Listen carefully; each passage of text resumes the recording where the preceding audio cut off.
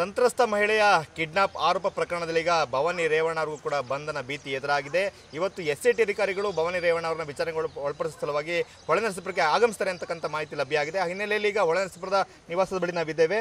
ಏನು ಮೇ 15ನೇ ತಾರೀಕು ಸ್ವತಃ ಭವಾನಿ ರೇವಣ್ಣ ಅವರು ಎಸ್ಐಟಿ ಅಧಿಕಾರಿಗಳು ಒಂದು ಲಿಖಿತ ಪತ್ರವನ್ನು ಬರೆದಿರ್ತಾರೆ. ಆ ಪತ್ರದಲ್ಲಿ ಈ ಒಂದು ಪ್ರಕರಣಕ್ಕೆ ಸಂಬಂಧಪಟ್ಟ ಹಾಗೆ ನನ್ನ ವಿಚಾರಣೆಯ ಅವಶ್ಯಕತೆ ಇದ್ದರೆ ಹೊಳೆನರಸೀಪುರದ ಈ ಚೆನ್ನಂಬಿಕಾ ನಿಲಯದ ಮನೆಯಲ್ಲಿ ನಾನು ಇರ್ತೇನೆ, ನೀವು ಯಾವಾಗ ಬೇಕಿದ್ರೂ ವಿಚಾರಣೆ ಮಾಡಬಹುದು ಅಂತಕ್ಕಂಥ ಮಾಹಿತಿಯನ್ನು ಅವ್ರು ಕೊಟ್ಟಿರ್ತಾರೆ. ಆ ಹಿನ್ನೆಲೆಯಲ್ಲಿನೇ ಅದೇ ಮಾತುಗಳನ್ನು ಉಲ್ಲೇಖ ಮಾಡಿ ಎಸ್ಐಟಿ ಈಗ ನಿನ್ನೆ ಒಂದು ನೋಟಿಸನ್ನು ಜಾರಿ ಮಾಡಿದೆ. ಅಂದರೆ ಈ ಒಂದು ಸಂತ್ರಸ್ತ ಮಹಿಳೆಯ ಕಿಡ್ನಾಪ್ ಪ್ರಕರಣಕ್ಕೆ ಸಂಬಂಧಪಟ್ಟ ಹಾಗೆ ನಿಮ್ಮ ವಿಚಾರಣೆಯ ಅವಶ್ಯಕತೆ ಇರತಕ್ಕಂಥ ಹಿನ್ನೆಲೆಯಲ್ಲಿ ನಮ್ಮ ಮಹಿಳಾ ಅಧಿಕಾರಿಗಳ ತಂಡದೊಂದಿಗೆ ನಾವು ಜೂನ್ 1 ಅಂದರೆ ಇವತ್ತು ಬೆಳಿಗ್ಗೆ 10 ಗಂಟೆಯಿಂದ ಸಂಜೆ 5 ಗಂಟೆವರೆಗೂ ನಾವು ಇರ್ತೇವೆ. ಆ ಸಂದರ್ಭದಲ್ಲಿ ನೀವು ನಿಮ್ಮ ನಿವಾಸದಲ್ಲೇ ಖುದ್ದು ಹಾಜರಿದ್ದು ವಿಚಾರಣೆಗೆ ಸಹಕರಿಸಬೇಕು ಅಂತಕ್ಕಂಥ ಸೂಚನೆಯನ್ನು ಕೊಟ್ಟು ನೋಟಿಸನ್ನು ಜಾರಿ ಮಾಡಲಾಗಿದೆ.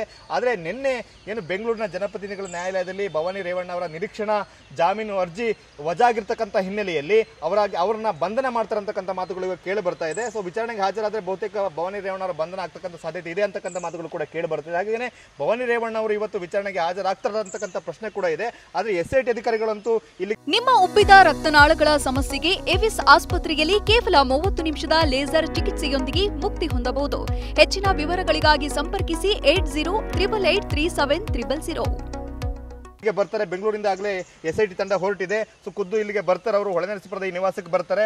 ಅವರು ಭವಾನಿ ರೇವಣ್ಣ ಅವರಿಗಾಗಿ ಅವರ ವಿಚಾರಣೆ ಮಾಡೋ ಸಲುವಾಗಿ ಬೆಳಿಗ್ಗೆ 10 ಗಂಟೆಯಿಂದ ಸಂಜೆ 5 ಗಂಟೆವರೆಗೂ ಕಾಯ್ತಾರೆ ಅಂತಕ್ಕಂಥ ಮಾಹಿತಿ ಕೂಡ ಲಭ್ಯ ಆಗಿದೆ. ಆ ಹಿನ್ನೆಲೆಯಲ್ಲಿ ಏನೋ ಪ್ರಮುಖವಾಗಿ ಪ್ರಜ್ವಲ್ ರೇವಣ್ಣ ಅವರ ವಿರುದ್ಧ 3 ಅತ್ಯಾಚಾರ ಪ್ರಕರಣಗಳು ದಾಖಲಾಗಿದೆ. ಅದರಲ್ಲಿ ಏನು ಸಂತ್ರಸ್ತ ಮಹಿಳೆಯ ಅವನ್ನ ಕಿಡ್ನಾಪ್ ಮಾಡಿರ್ತಕ್ಕಂಥ ಪ್ರಕರಣದಲ್ಲಿ ರೇವಣ್ಣ ಅವರು ಕೂಡ ಅವ್ರನ್ನು ಕೂಡ ಬಂಧನ ಮಾಡಲಾಗಿತ್ತು. ಸೊ ಸಂತ್ರಸ್ತ ಮಹಿಳೆಯನ್ನು ಇದೇ ನಿವಾಸದಲ್ಲಿ ಮೇ 4ನೇ ತಾರೀಕು ಏನು ಸ್ಥಳ ಮಾಜನ್ನು ಕೂಡ ನಡೆಸಲಾಗಿತ್ತು. ಸೊ ಆ ಸಂತ್ರಸ್ತ ಮಹಿಳೆಯ ಏನು ಕಿಡ್ನಾಪ್ ಪ್ರಕರಣದಲ್ಲಿ ಭವಾನಿ ರೇವಣ್ಣ ಅವರು ಪಾತ್ರ ಕೂಡ ಇದೆ. ಆ ಮಹಿಳೆಯ ವಿಡಿಯೋ ಹೇಳಿಕೆ ದಾಖಲೆ ಮಾಡೋದಕ್ಕೆ ಒತ್ತಡವನ್ನು ಹಾಕಿರ್ತಕ್ಕಂಥ ಆರೋಪ ಕೂಡ ಕೇಳಿ ಬಂದಿರತಕ್ಕಂಥ ಹಿನ್ನೆಲೆಯಲ್ಲಿ ಈಗ ಭವಾನಿ ರೇವಣ್ಣ ಅವ್ರನ್ನ ವಿಚಾರಣೆ ಮಾಡಲಿಕ್ಕೆ ಎಸ್ಐಟಿ ತಂಡ ಈಗ ಹೊಳೆನರಸೀಪುರ ನಿವಾಸಕ್ಕೆ ಆಗಮಿಸ್ತಾ ಇದೆ.